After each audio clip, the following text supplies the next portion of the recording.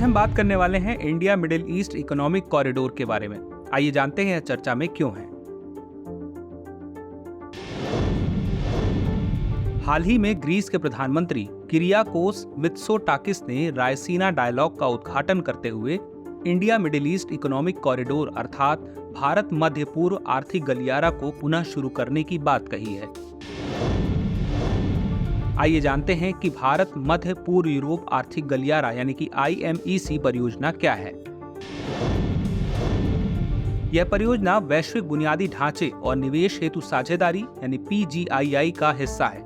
PGII निम्न तथा मध्यम आय वाले देशों की विशाल बुनियादी ढांचे की आवश्यकताओं की पूर्ति के लिए एक मूल्य संचालित, उच्च प्रभाव और पारदर्शी बुनियादी ढांचे की साझेदारी है। प्रस्तावित IMEC में रेल मार्ग, शिप टू रेल नेटवर्क और सड़क परिवहन मार्ग शामिल होंगे, जो 2 गलियारों तक विस्तृत होंगे, अर्थात पूर्वी गलियारा भारत को अरब खाड़ी से जोड़ता है, उत्तरी गलियारा खाड़ी देशों को यूरोप से जोड़ता है। IMEC कॉरिडोर में एक विद्युत केबल, हाइड्रोजन पाइपलाइन और हाई स्पीड डेटा केबल भी शामिल होगी। इससे व्यापार और कनेक्टिविटी को सुविधाजनक बनाकर एशिया, यूरोप एवं मध्य पूर्व के एकीकरण में बदलाव आने की आशा है। IMEC के भू राजनीतिक निहितार्थ को जान लेते हैं।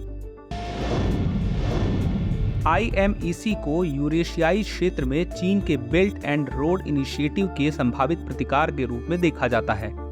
यह क्षेत्र में चीन के बढ़ते प्रभाव के बीच अमेरिकी प्रभाव को बनाए रखने और पारंपरिक भागीदारों को आश्वस्त करने का एक रणनीतिक अवसर प्रदान करता है। IMEC ने पश्चिम के साथ भारत की जमीनी कनेक्टिविटी पर अपने वीटो को तोड़ते हुए पाकिस्तान को दरकिनार कर दिया, जो अतीत में एक बाधा बनी हुई थी।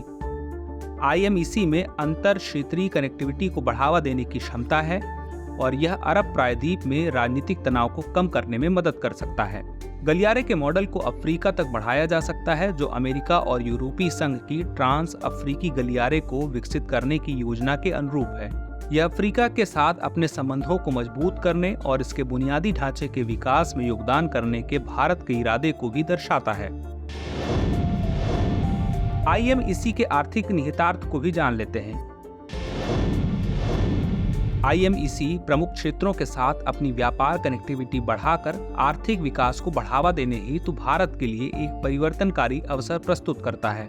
यह मार्ग पारगमन समय को काफी कम कर सकता है, जिससे स्वेज नहर समुद्री मार्ग की तुलना में यूरोप के साथ व्यापार 40% तेज हो सकता है। जैसे जैसे बेहतर कनेक्टिविटी के कारण आर्थिक गतिविधियों का विस्तार होगा, सभी क्षेत्रों में नौकरी के अवसरों में वृद्धि होगी। गलियारा विशेष रूप से मध्य पूर्व से सुरक्षित ऊर्जा और संसाधन आपूर्ति की सुविधा प्रदान कर सकता है। आज का अभ्यास प्रश्न है, भारत मध्य पूर्व आर्थिक गलियारा के संदर्भ में निम्नलिखित कथनों पर विचार कीजिए। पहला, इससे भारत और यूरोप के बीच व्यापार की अवधि कम हो जाएगी।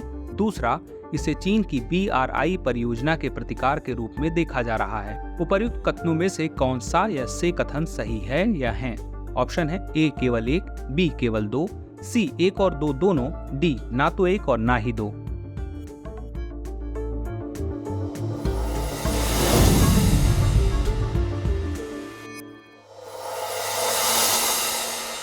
डियर व्यूअर्स, अपने एग्जाम की तैयारी को और बेहतर करने के लिए हमारे चैनल को लाइक, शेयर और सब्सक्राइब करना न भूलें।